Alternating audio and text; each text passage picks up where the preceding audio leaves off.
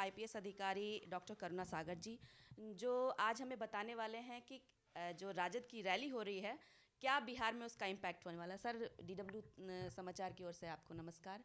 Sir, आप IPS अधिकारी थे, उसके बाद राजनीति में आना, किस तरह से आपका ये सफ़र रहा? पहले तो आपके सारे श्रोताओं को मेरा हार्दिक अभिनंदन। एक जर्नी थी। जो पुलिस का काम होता है वो भी सेवा का काम होता है और राजनीति भी सेवा का काम है। और हमने जिस जज्बे के साथ पुलिस की नौकरी की थी, जो कमज़ोर वर्ग है, जो पीड़ित है, दलित है, समाज में जिस तरह से भी वंचित है, उसके साथ पुलिस को होना चाहिए, प्रशासन को होना चाहिए। तो उस हिसाब से हमने पुलिस की नौकरी की थी। और आज वही विचारधारा हमारी पार्टी राष्ट्रीय जनता दल का है, जो सामाजिक न्याय की लड़ाई बहुत लंबे समय से लड़ रही है। तो आज इस पार्टी से जुड़कर एक कार्यकर्ता के रूप में सामाजिक न्याय की इस मुहिम में शामिल होकर मुझे बहुत अच्छा लग रहा है। सर, आप बेसिकली बिहार से आते हैं और कहा जाता है कि आपको पार्टी में लाने का सबसे बड़ा मोटिव है, जैसे जनरल की जो स्पेशली भूमिहार और राजपूत जो कास्ट हैं बिहार के, उनको एकजुट करके लाना। तो क्या लगता है सर कि जिस तरह से आरजेडी के जो वोटर हैं सेलेक्टिव हैं, तो जनरल जो वोटर्स हैं बाकी, उनको किस तरह से राजद पार्टी है जो आरजेडी है वो अपनी ओर रिझा पाएगी? देखिए, ये जो बात आप कह रही हैं ना, ये मीडिया का क्रिएशन है। जैसे जो माई समीकरण है, वो भी मीडिया के द्वारा दिया हुआ शब्द है। कल आपने 2 दिन पहले देखा होगा, हमारे नेता ने कहा कि हम सिर्फ माई नहीं, माई बाप भी हैं। और उन्होंने कहा कि बी से बहुजन, ए से अगड़ा, ए से आधी आबादी और पी से पुअर, गरीब। तो सामाजिक न्याय की लड़ाई किसी को अलग रख के नहीं हो सकती है। और इसमें सबों को समावेशी होना चाहिए। और हमारी लड़ाई सामाजिक न्याय की भी है और आर्थिक न्याय की भी है। तो इस दोनों संदर्भ में समाज के सभी वर्गों को लेकर चलने की बात है। आपने जैसे कहा कि भूमिहार और राजपूत और ये सब, तो हमारे नेता ने हमेशा कहा है कि हम ए टू जेड की राजनीति करते हैं। हम जाति की नहीं, जमात की राजनीति करते हैं। और खासकर जो तेजस्वी यादव जी इस समय जो फ्रंट में हैं इस संग्राम के, तो उनका एक सपना है नए बिहार का, विकसित बिहार का। और नया और विकसित बिहार किसी एक जाति और वर्ग के लिए नहीं हो सकता है। वो उसमें सभी धर्म, सभी जातियाँ, सभी जेंडर, स्त्री पुरुष, सबका समावेश होना चाहिए। और इसी मुहिम पर वो काम कर रहे हैं। सर, आरजेडी रैली कर रही है, 10 दिनों की रैली चल रही है बिहार में, लेकिन आप अभी जैसे देख रहे हैं कि अभी 3-3 रैलियां ये कर रहे हैं तेजस्वी जी। तो किस तरह से आप इस रैली को देखते हैं और क्या आपको लगता है कि इसका इम्पैक्ट क्या होने वाला है? देखिए, जो जनता है, जो और जो जनप्रतिनिधि है, इसके बीच में लगातार संवाद होना चाहिए। तो ये बात होती है कि इस समय इसकी ज़रूरत क्या पड़ी। तो देखिए, अभी कुछ ही समय पहले एक साजिश के तहत हमारी सरकार को गिराया गया।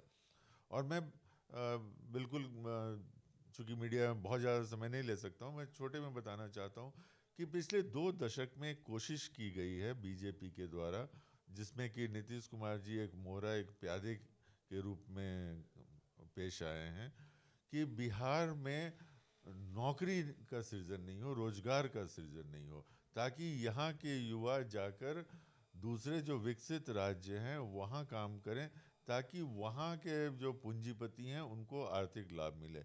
और इन पूंजीपतियों की नुमाइंदगी बीजेपी करती है। और जब तेजस्वी यादव जी ने 2 फ्रंट पे काम करना शुरू किया, एक आर्थिक विकास, और आर्थिक विकास में आपने देखा कि उन्होंने वादा किया था 10 लाख नौकरियों का, जिसका कि उस समय माननीय मुख्यमंत्री जी ने मजाक उड़ाया था और असंभव बताया था। उन्होंने ही अपने हाथों से 2.25 लाख युवाओं को नियुक्ति पत्र गांधी मैदान में दिया। तो लगभग 5 लाख युवाओं को नौकरियां मिली। 4.5 लाख नियोजित शिक्षक थे, उनको राज्यकर्मी का दर्जा मिला। हमारे यहाँ पहली बार एक इन्वेस्टर समिट हुआ जिसमें 50,000 करोड़ का विनिवेश का MOU साइन हुआ। इसके साथ आपने देखा कि जातीय जनगणना जो केंद्र सरकार नहीं करवाई, तो राज्य सरकार ने अपने खर्चे से जातीय गणना करवाई और सभी समाज की वस्तु स्थिति को जानते हुए आरक्षण का दायरा बढ़ाया गया, 15% और बढ़ाया गया।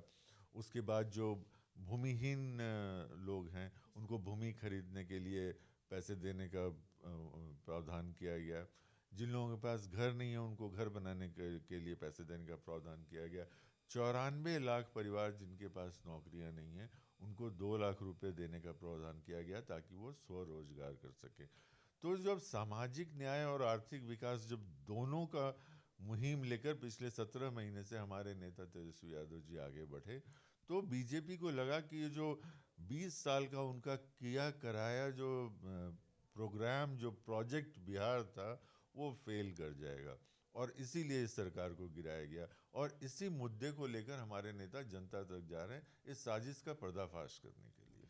सर, ये आखिरी सवाल है, चुनाव आने वाले हैं बस कुछ ही दिनों में, तो क्या राजद की क्या तैयारी है? आप तेजस्वी जी के बहुत करीबी माने जाते हैं, तो राजद किस तरह की तैयारी कर रही है ताकि जो अभी युवाओं को सबसे ज़्यादा ज़रूरत है आपके ये में, जैसे बहुत सारी महिलाएं हैं उनको बहुत ज़रूरत है, तो आपके पार्टी की ओर से क्या तैयारी होगी इस चुनाव को लेकर?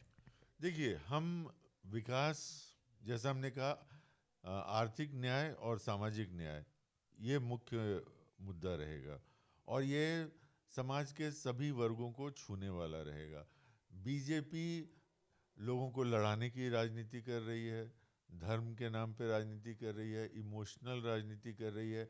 हम जनता के मुद्दों की राजनीति करेंगे, हम रोजी रोटी की बात करेंगे, हम गरीबी की बात कर रहे हैं, हम महंगाई की बात कर रहे हैं, बेरोजगारी की बात कर रहे हैं और इन्हीं मुद्दों से को आगे बढ़ाने का जो हमारा संघर्ष है वो है, ताकि बिहार में कोई भी युवा, युवती, पुरुष, महिला, कोई भी हो, किसी भी वर्ग का हो, वो अपने आप को एक मजबूत महसूस करे। और जो बिहार की जो मुख्य समस्या पलायन की है, ये कम से कम। और आपने देखा इस समय जो नौकरियां मिली, एक रिवर्स यहाँ पे देखने को मिला। बहुत राज्यों में जहाँ डबल इंजन की सरकारें चल रही हैं, सो कॉल्ड बीजेपी की, जैसे यूपी है, मध्य प्रदेश है, वहाँ के युवा नौकरी लेने के लिए बिहार आने लगे। तो चाहे पर्यटन का क्षेत्र हो या रोजगार का क्षेत्र हो या नए जो उद्योगों को बढ़ाने का क्षेत्र हो, तो इन सभी दिशाओं में एक साथ काम हो रहा है और इसी को आगे बढ़ाने के लिए हमें जनता का समर्थन चाहिए।